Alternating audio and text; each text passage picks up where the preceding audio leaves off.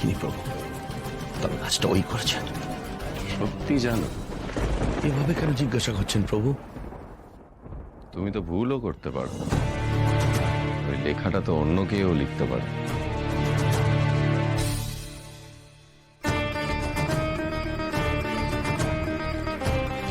ওঠো, বাড়ি যাও।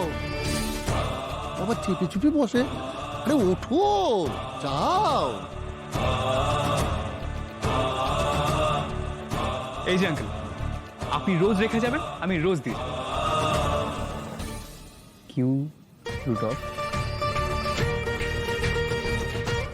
ওটা ওই লিখেছে প্রভু।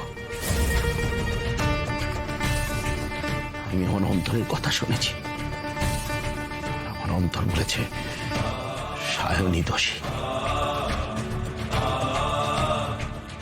না ভগবান দাস, তুমি তোমার অন্তরের কথা শোনোনি।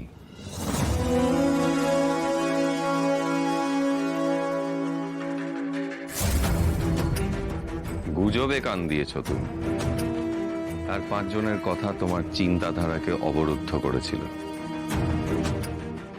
নিজের কিছু ছেলেটা র্যাকেট বানিয়েছে জানেন, তারা সব মানে হেভি হেভি ড্রেস ফ্রেস করে অল্প বয়সী মেয়েদের সুন্দর দামি দামি সব গিফট দিয়ে তারপরে প্রথমে মন জয় করে নিচ্ছে।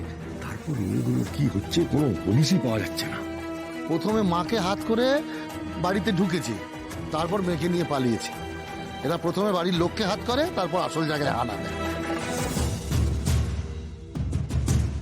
তোমাকে তোমার অন্তরের কথা শুনতে দেয়নি।